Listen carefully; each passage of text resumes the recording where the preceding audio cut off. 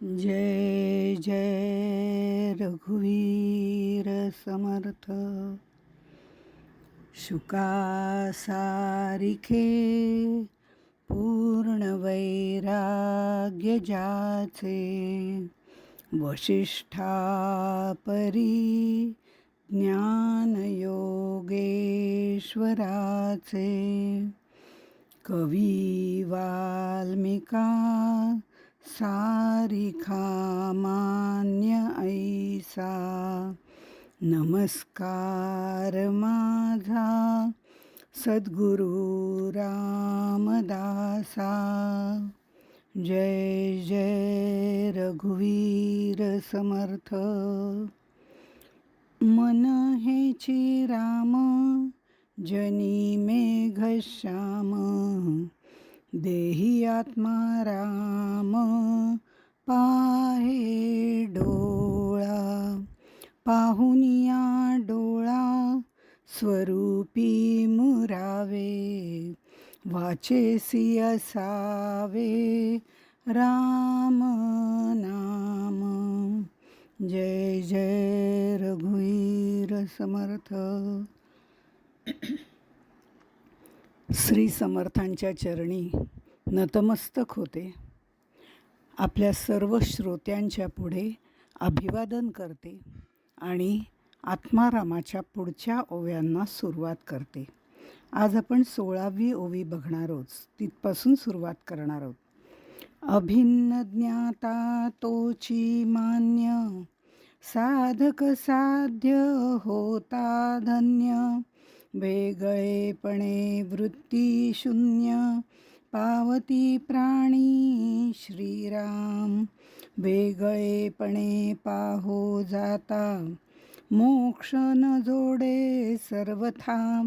आत्मा ही दिसेसा नाही, मतावर पडे होती प्राणी श्रीराम. आपुलिया डोळा जे देखिले, ते पंचभूतांमध्ये आले. ऐसे जाणोनी दृढ धरिले, ते नडले प्राणी श्रीराम. अभिन्न म्हणजे अद्वैत. भिन्नता नाही, एकरूपता आहे. ते अभिन्न म्हणजे अद्वैत. ते जाणून जो परब्रह्माशी तदाकार होतो, तो खरा जाणता ज्ञानी. तो साध्य करतो म्हणजे अद्वैत प्राप्त करतो. आपण आणि परब्रह्म यात जोपर्यंत भिन्नता आपण मानतो, तोपर्यंत त्रिपुटी असते आणि तोपर्यंत आत्मज्ञान होणार नाही, मोक्ष नाही.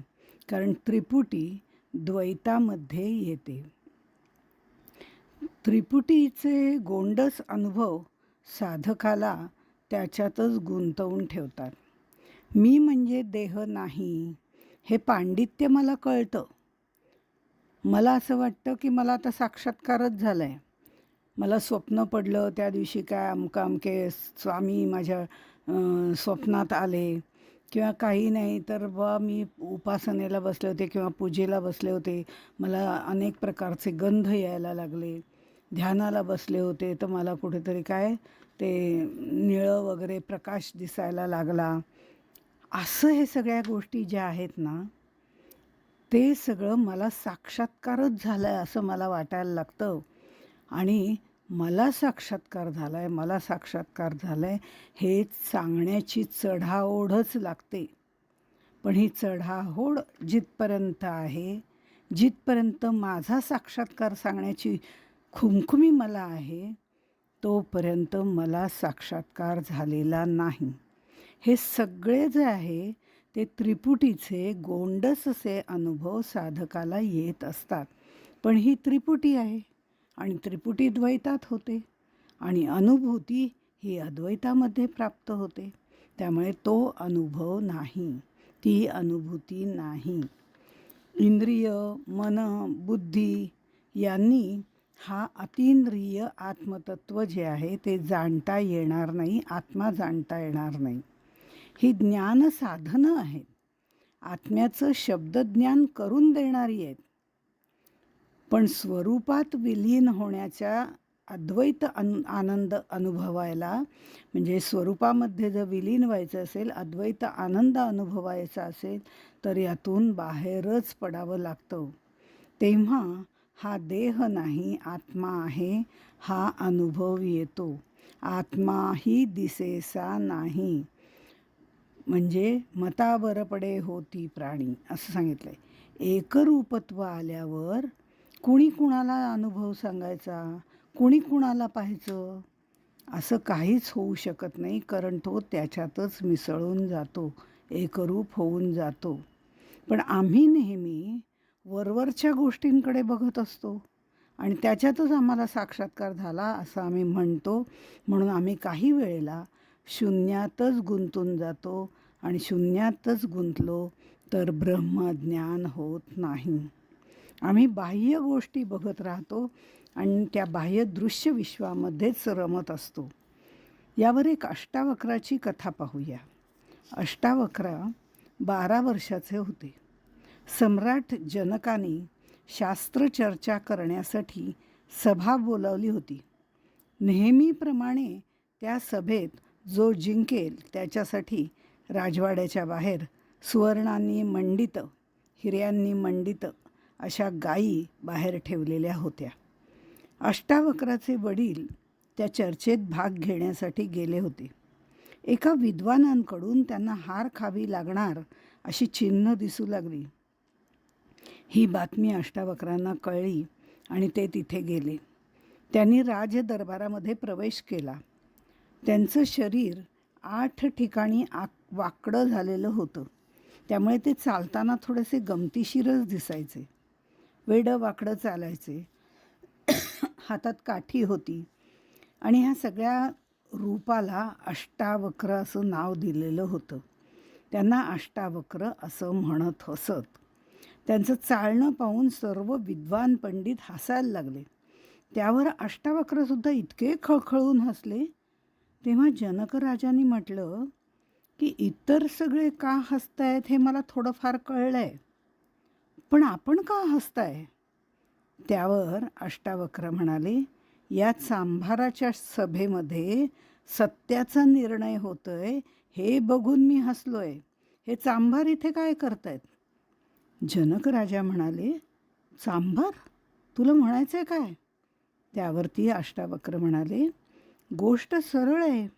यांना फक्त माझं चामडं दिसतंय, मी दिसत नाही आहे. माझं शरीर वाकडं आहे, पण त्यातला जो खरा मी आहे तो वाकडा नाही आहे. जो शरीराच्या आत आहे त्याच्याकडे पहा ना. त्याच्यापेक्षा साधं, सरळ, सोपं, सुटसुटीत, शुद्ध, विमल असं काहीच सापडणार नाही. जीवनात पाहण्याचे 2 दृष्टिकोन आहेत. एक आत्मदृष्टी आणि दुसरी चर्मदृष्टी. चांभार चांबड्याकडे बघतो आणि प्रज्ञावान आत्म्याकडे बघतो.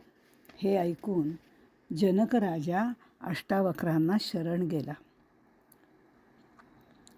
आपल्याला इथे पहिल्यांदा म्हटलं आहे अभिन्नपणे तोची मान्य. म्हणजे इथे खरं म्हटलं तर ही जी ओवी आहे त्याच्यामध्ये मध्ये जरी इथे दंड असला, अभिन्न ज्ञाता तोची मान्य, साधक साध्य होता धन्य. पण खरं ते असं आहे, अभिन्न ज्ञाता तोची मान्य साधक, साध्य होता तो धन्य, असा त्याचा अर्थ आहे. म्हणजे अभिन्न ज्ञाता तोची मान्य साधक. जो साधक अभिन्नपणे राहतो तो खरा साधक आहे आणि तोच त्याला जे पाहिजे ते साध्य झाल्यावरती धन्य होतो, अशा तऱ्हेने त्याचा अर्थ आहे. अभिन्न ज्ञाता म्हणजे काय तर ते पाहू. पण त्यापूर्वी भिन्न ज्ञाता म्हणजे काय? मी ग्रंथ वाचते, तेव्हा ग्रंथ हे ज्ञेय आहे. ते वाचणारा मी ज्ञाता आहे आणि जे मिळतं आहे त्या ग्रंथामधनं ते ज्ञान आहे. ज्ञाता, ज्ञेय, ज्ञान ही त्रिपुटी इथे आहे. इथे वाचणारा मी आणि ग्रंथ हे सगळं वेगवेगळं आहे. मी वेगळा आहे, ग्रंथ वेगळा आहे. हा ग्रंथ ही मी, असे दोन्ही वेगवेगळे आहेत. त्यातलं ज्ञान मिळवल्यानंतर सुद्धा मी आणि ग्रंथ वेगळेच राहतात.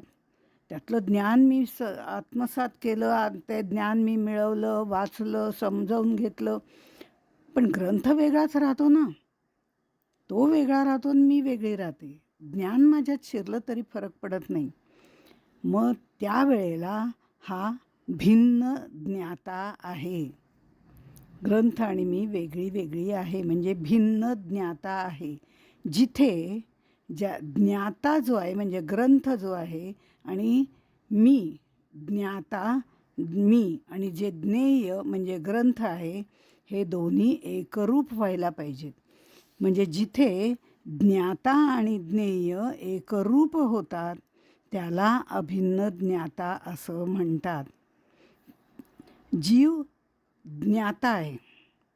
कूटस्थ चैतन्य जे आहे ते ज्ञेय आहे. आम्हाला तेच जाणून घ्यायचं आहे ना. आत्मतत्व म्हणजे काय, परब्रह्म म्हणजे काय, त्याचंच ज्ञान मिळवायचं आहे.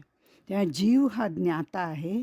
कूटस्थ चैतन्य जे आपल्यामध्ये आहे ते ज्ञेय आहे आणि ते ज्ञान मिळवण्याची ही क्रिया आहे, साधनं वगैरे.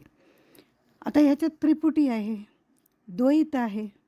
जेव्हा हे ज्ञान मिळवता मिळवता मिळवता सहजपणे एकमेकांमध्ये दोघंही मिसळून जातो सद्गुरूंची कृपा झाल्यावर, आणि दोघांमध्ये एकरूपता येते. जीव जीव राहतच नाही, तो जीवात्मा शिवात्माच होऊन जातो.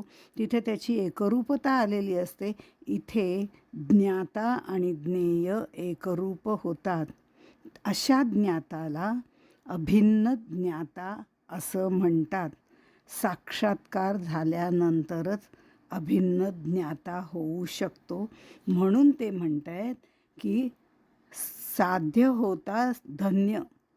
महासाधक जो आहे तो हे अभिन्न ज्ञाता किंवा साक्षात्कार झाल्यावर त्याचं साध्य त्याला प्राप्त होतं. अशा तऱ्हेने सांगितले. पुढे ते म्हणतात, आपल्या डोळा देखिले पंचभूतांमध्ये आले. जे जे आपल्या डोळ्यांना दिसतं याचा आधी उल्लेख आपण केला होता, ते सर्व पंचभूतांमध्ये समाविष्ट आहे. ते म्हणजे परब्रह्म नाही आहे. जे आपल्याला डोळ्यांना दिसतं तेच आपण नेहमी खरं मानत असतो. पण तरीसुद्धा जे माझ्या डोळ्यांना दिसतंय ते खरं असतंच असं नाही. आणि खरं म्हणजे ते भासच असतो. सत्य फक्त एकम एव अद्वितीय आहे. पण जे जे डोळ्यांना दिसतं ते आम्ही खरं मानायला लागतो, त्यालाच घट्ट धरून आम्ही बसतो. पण अध्यात्मामध्ये तसं चालत नाही, कारण ते सगळं मायेमध्ये येतं आणि माया अशाश्वत आहे. त्यामुळे शून्याच्या गोंधळातही काही लोक पडतात, कारण मायेच्या पुढे जातात. माया म्हणजे ही सर्वसाधारण माया, पंचभूतात्मक माया, ते अष्टधा प्रकृती, याच्या पलीकडे जातात, दृश्य ओलांडून जातात, पण मूळ मायेपर्यंत पोचलेले नसतात.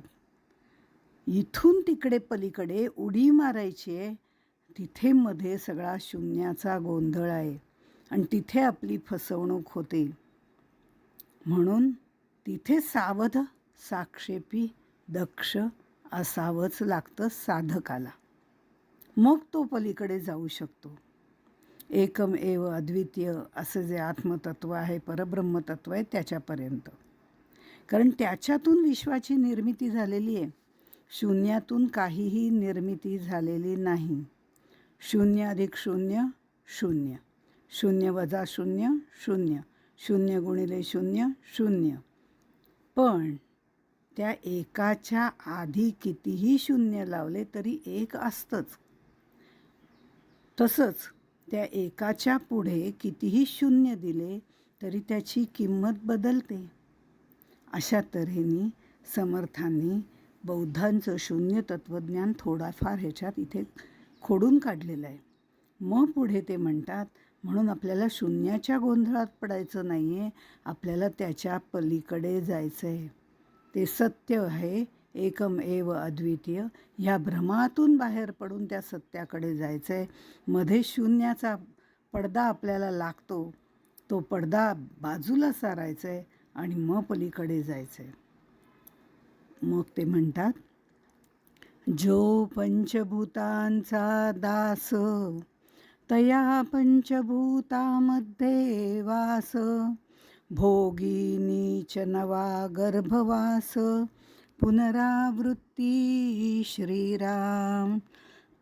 तो शिष्ये विनंती केली, म्हणे आशंका उद्भवली, पंचभूतांची सेवा केली, बहुतेकी श्रीराम.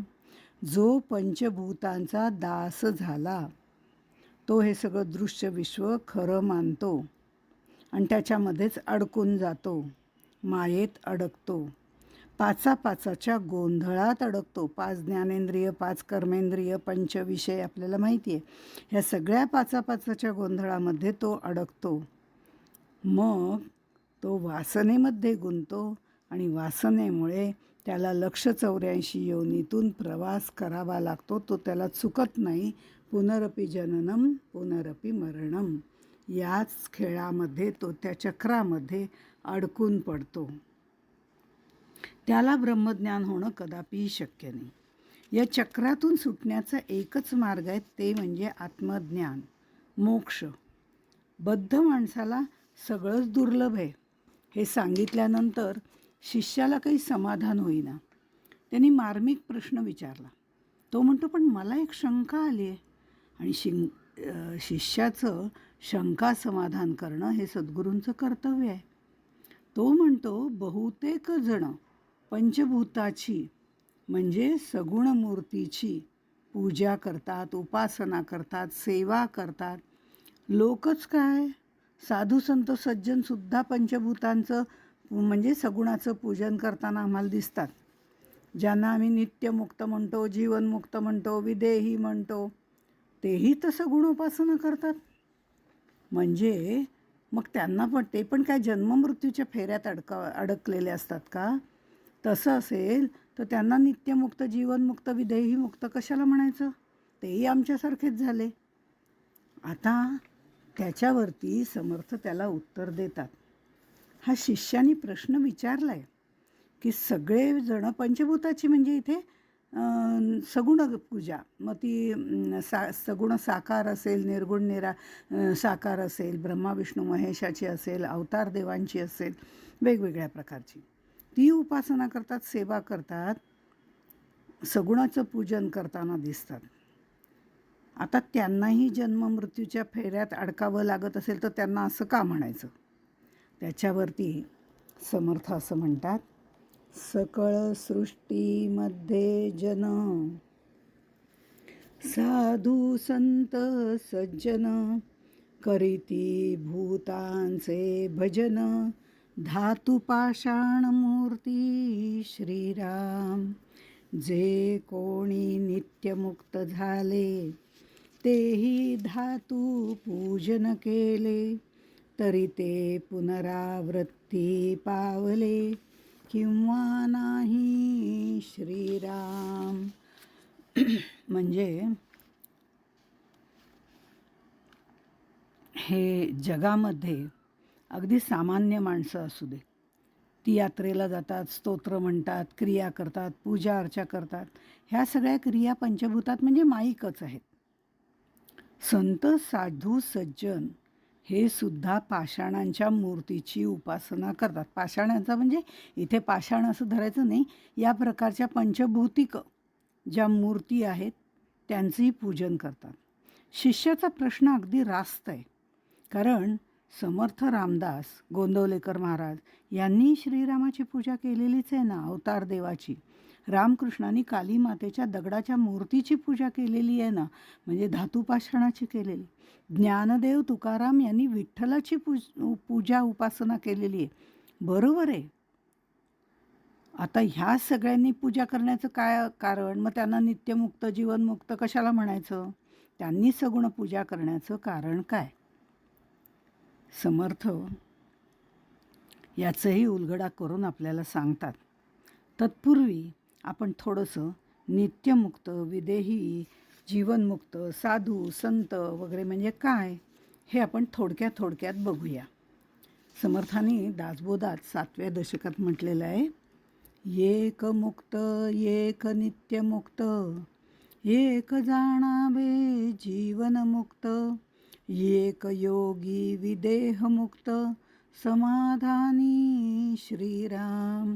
सचेतन ते जीवनमुक्त, अचेतन ते विदेहमुक्त, दोही वेगळे नित्यमुक्त, योगेश्वर जाणावे श्रीराम. आता सचेतन आणि अचेतन. सचेतन म्हणजे देहभानावर असणारे. आम्ही सगळे देहभानावर रमणारे आहोत. माझ्या देहाला अमकं झालं तमकं झालं, तो कसा छान दिसेल, काय भावनेने दिसेल, कशा पद्धतीने तो दाखवता येईल, आपलीच आपण स्तुती कशी करता येईल. देहभावनेवरती असणारे आम्ही सचेतन. आणि अचेतन म्हणजे ज्यांना देहभान नाही असा अर्थ अभिप्रेत आहे. पुन्हा याच्यात आणखीन 2 भाग होतात की जे देहभानावर आहेत म्हणजे देहाच्या सर्व क्रिया करणारे आहेत ते, आणि दुसरं अचेतन म्हणजे जे देहभानावरती नाहीच आहेत, म्हणजे ज्यांना देहाच्या क्रिया करण्याचं सुद्धा लक्षात राहत नाही. असे दोन्ही अर्थ अभिप्रेत आहेत.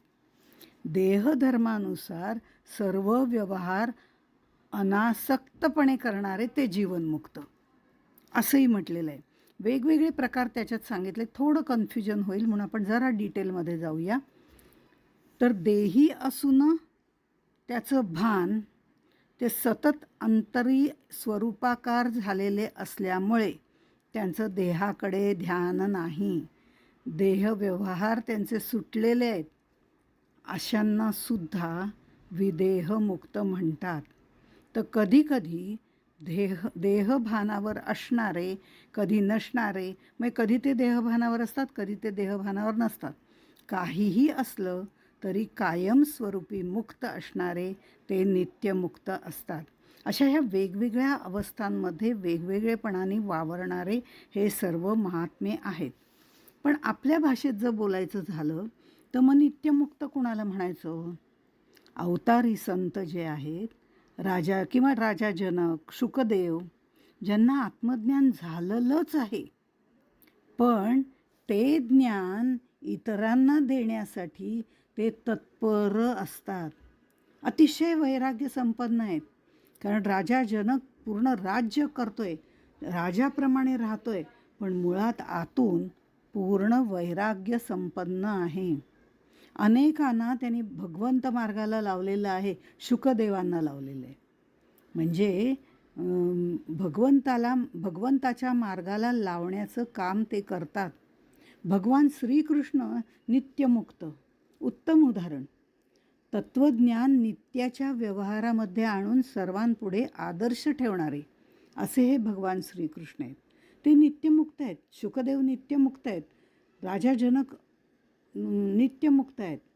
म्हणजे हे उदाहरण झालं. आता ज्ञानदेव जर बघितलं तेही नित्यमुक्तच आहेत. कारण लोकाचाराला सांभाळून, लोकाचार त्यांनी तसाच ठेवलेला आहे, लोकाचाराला सांभाळून अध्यात्मविद्या विश्वात टिकवून धरण्याचं कार्य ज्यांनी केलं आहे, ज्यांना जगदोद्धाराची तळमळ आहे, असे हे सगळेजणं. तळमळ म्हणजे तळातला सगळा मळ, चित्तातला सगळा मळ बाहेर काढून टाकण्याची क्रिया जे करतात आपल्याबरोबर राहून, असे जे संत आहेत, लोकाचाराला सांभाळून अध्यात्मविद्या विश्वात टिकवून धरण्याचं काम करतात, त्यांनाही नित्यमुक्त म्हणतात. ब्रह्मज्ञानाबरोबर काहींना योगक्रियाही अवगत असतात. काही सिद्धी प्राप्त झालेल्या असल्या तरी ते त्यात रमत नाहीत. सर्वांचं कल्याण करणं हाच त्यांच्या जगण्याचा हेतू असतो, दुसरा काहीही नाही. ते नित्यमुक्त असतात. वामदेव, ज्यांना गर्भातच ज्ञान झालेलं आहे, आईच्या गर्भात असताना, ही माणसं जन्मताच मुक्त आहेत, ज्ञानी आहेत. शुकदेवांच्या बाबतीतही काहीसं असंच आहे, पण तरी थोडं त्यांना मार्गदर्शन घेण्याची आवश्यकता भासली म्हणून जनकराजाकडे ते आलेले आहेत. व्यवहारात राहून सुद्धा नित्यमुक्त होता येतं हे यांच्याकडनं बघून आपल्याला कळतं. आणि म्हणून कधी देहभानावर असणारे, कधी नसणारे, काहीही असलं तरी कायम मुक्त असणारे असे ते नित्यमुक्त वेगवेगळ्या अवस्थांमध्ये वावरणारे महात्मे असतात. आता विदेही, देहाचा संगच ज्यांनी सोडून दिलेला आहे, गळून पडलेला आहे, त्याग केलेला नाही, आपोआप गळून पडलेला आहे, ज्यांची मी म्हणजे देह ही भावनाच नष्ट झालेली आहे, साधारण तुर्यातीत अवस्था पण उन्मनी अवस्था प्राप्त झालेली आहे, तरीही देह त्यांनी धारण केलेला आहे पण देहाचं भान त्यांना राहिलेलं नाही, अशा लोकांना सुद्धा विदेही म्हणतात. रामानंद तीर्थ मुलांनी दगड मारले अशी ती कथा सांगण्यात येते नेहमी, की त्यांना मुलांनी एवढे दगड मारले परदेशात गेलेले असताना, आणि नंतर ते घरामध्ये हसत हसत इतक्या जोरजोराने हसत टाळ्या वाजवत आत आले. त्या बाईंना काही कळे नाही असं काय करतात. ते म्हणे, अहो आज काही विचारूच नका, आज राम्याला असं काही मारलंय, असं काही मारलंय. म्हणजे रामानंद तीर्थ वेगळे आणि मी आत्मतत्व वेगळं, या भावनेवर आरूढ झालेले, जिवंत असलेले, तरीसुद्धा देही असून विदेही असलेले त्यांनाही विदेही म्हटलं जातं. कारण ते कायम आत्मानंदामध्ये वावरत असतात. निर्विकल्प समाधीत असूनसुद्धा त्यांना देहाचं भान नसतं. म्हणजे जर ते समाधीत असले तरीही त्यांना भान नसतं. खरं तर ही मुक्तीचीच अवस्था आहे. पण काही वेळेला म्हणजे विदेही याचा काही वेळेला अर्थ वेगवेगळ्या पद्धतीने अर्थ घेतले जातात, आणि त्यामुळे आपण जेव्हा जिथली गोष्ट वाचतोय, जे तत्त्वज्ञान वाचतोय किंवा जो ग्रंथ वाचतोय त्याच्या आधीच्या आणि पुढच्या 4 ओळी बघून, 4 ओव्या बघून, 4 श्रुती बघून मग ठरवायचं असतं की नक्की यांना विदेही म्हणजे देही असून विदेही म्हणायचं आहे का विदेही म्हणायचं आहे, की देह आता सोडला आहे, देहपात झालेला आहे, देहपातानंतर सगळे प्रारब्ध भोग भोगून तो आता मुक्त झालेला आहे, त्याची देह ही उपाधीसुद्धा सुटलेली आहे, त्यालाही विदेही म्हणतात. म्हणजे ते देहपात त्यांचा झालेला आहे, त्यांचं निर्याण झालेलं आहे, पण तोपर्यंत त्यांनी प्रारब्ध भोग भोगलेत, पण ते भोगतानासुद्धा देहाची काळजी केलेली नाही. कुत्ता जाने चमडी जाने, देहाचे भोग आहेत, तो देह भोगेल, माझा आणि देहाचा काही संबंध नाही, मी आत्मतत्वावर आरूढ झालेला आत्मस्वरूप आहे, ही धारणा त्यांची पक्की असते. त्यामुळे तसेही लोक आणि पूर्ण प्रारब्ध भोग भोगून झाल्यानंतर ते प्रारब्ध भोग भोगतानासुद्धा ते त्या आत्मस्वरूपाशी निगडीत असतात, पण त्यानंतर त्यांचा देहपात होतो, त्यावेळेला ते मुक्त होतात, त्यांना सुद्धा विदेही असं म्हणतात.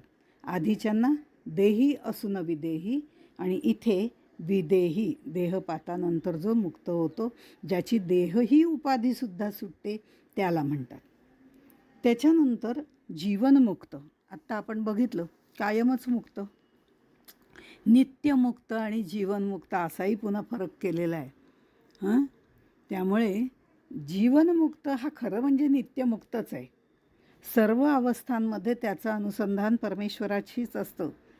ज्ञान पातळीवरती त्याची अविद्या पूर्णपणे नष्ट झालेली असते, त्याला आत्मज्ञान झालेलं असतं, तरीही तो कार्यरत असतो. म्हणजे नित्यमुक्ताची सगळी लक्षणं ह्याच्यात आहेत. पण व्यवहार करताना तो व्यवस्थितपणे करत असला तरी त्या ठिकाणी तो फारसा जागृत नसतो, तो निद्रिस्त असतो. पारमार्थिकदृष्ट्या हे जग मिथ्या आहे हे तो जाणतो. त्यामुळे व्यवहार म्हणजे आर्थिक व्यवहार करताना किंवा लौकिक व्यवहार करताना तो त्या ठिकाणी फारसा जागृत नसतो, त्याला त्याची आवडच नसते. तो निर्विकार असतो, निरहंकार असतो, अहंकार त्याचा पूर्ण निमालेला असतो. मुळात अंतःकरण आकाशासारखं विशाल आणि स्वच्छ असतं, पण व्यवहारात राग, द्वेष, भय अशा विकारांचा तो काही वेळेला अभिनयसुद्धा करतो. गजानन महाराज चिडले आणि असं म्हणाले, कशाला गजानन महाराज चिडतील? पण त्या व्यक्तीला ती गोष्ट कळण्याच्या दृष्टिकोनातनं किंवा शिष्याला एखादा फटरे पडत मूर्खा हे चिडण्याचंच लक्षण आहे ना. मग असं म्हणणं हे त्या शिष्याच्या चांगल्या हेतूने त्याच्यातला सगळा भाव चांगला निर्माण व्हावा या दृष्टिकोनातनं हा स्थितप्रज्ञ असतो खरं म्हणजे, पण तरीसुद्धा याचा अभिनय करतो. ते सुद्धा लोकांच्या हितासाठी करतो. म्हणजे याच्यामध्ये विवेकचूडामणीमध्ये तर असं सांगितलेलं आहे, यस्य स्थिता भवेत प्रज्ञा यस्यानंदो निरंतरः प्रपंचो विस्मृतप्राया स जीवनमुक्त उच्यते. प्रज्ञा स्थित झालेली आहे. गीतेतली सगळी लक्षणं बघायची स्थितप्रज्ञाची. बरं, निरंतर हा आत्मानंदामध्ये असतो. त्याला संसार प्रपंचाची विस्मृती झालेली असते, पण लोकांमध्ये राहून लोकोद्धार करायचा म्हणून तो प्रपंच करत असतो. तिथे तो फारसा जागृत नसतो, त्याची विस्मृती झालेली असते. पण तरीही लोकांचं हित करण्यासाठी तो झटत असतो आणि नित्यमुक्तासारखाच असतो. अशा तऱ्हेने असलेला जो आहे स जीवनमुक्त उच्यते, त्याला जीवनमुक्त म्हणतात. विवेकचूडामणीमध्ये या प्रत्येक गोष्टीच्या व्याख्या आपल्याला पाहायला मिळतात. त्याप्रमाणे जरी आपण गेलं तरीसुद्धा आपल्याला या गोष्टी लक्षात येतात. त्याच व्याख्यांचं थोडंफार सोपं करून सांगण्याचा प्रयत्न केलेला आहे. पण आणखीन डिटेलमध्ये जायचं असेल तर विवेकचूडामणीमध्ये जरूर या व्याख्या त्याप्रमाणे अर्थ नीट बघून त्याचा सखोल अभ्यास करायला हरकत नाही. खरं पाहिलं तर जीवनमुक्त, विदेही, देही असून विदेही, नित्यमुक्त फार फरक नाही आहे, पण थोड्या वेगवेगळ्या छटा आहेत. एखादा शब्द जेव्हा आपण वापरतो तेव्हा थोडी त्याची छटा वेगळी असण्याची शक्यता आहे. त्यामुळे तशा पद्धतीने याची मांडणी केलेली आहे. आता साधू तर आपल्याला सगळ्यांना माहितीच आहेत. ज्यांनी 6 धुतलेले आहेत, षड्रिपू धुतलेले आहेत, त्यांच्या शरीरात षड्रिपूच नाही आहेत, त्याला साधू असं म्हणतात. आणि संन्यासी ज्यांनी 6 वरती न्यास केलेला आहे, म्हणजे लीलया सगळं काबूत ठेवलेलं आहे. आपण पदन्यास म्हणतो की नाही, पदन्यासमध्ये ती नर्तकी जी असते तिच्या पदांवरती पूर्ण काबू असतो आणि त्याप्रमाणे ती नृत्य करत असते. संन्यासी ज्यांनी 6 वर न्यास केलेला आहे, लीलया सर्व काबूत ठेवलेलं आहे, त्यांना संन्यासी असं म्हणतात. आणखीनही खोलात जाऊन त्याच्या व्याख्या आहेत. आणि करीवृत्ती संत तो संत जाणा, ज्याच्या सहवासात आल्यावर शांती समाधान प्राप्त होते तो संत. या सोप्या व्याख्या. सॉरी. असं हे सर्व विचारात घेतलं तर मूळ परब्रह्माशी सगळे एकरूप झालेले आहेत. त्यांना सगुणाची पूजा करण्याचं कारण नाही, पण तरी ते करतात. कारण महाजनो ये नगता सपंथा. याच्याबद्दल आपण पुन्हा उद्या विचार करूया पुढचा. तोपर्यंत इथेच थांबू. जय जय रघुवीर समर्थ.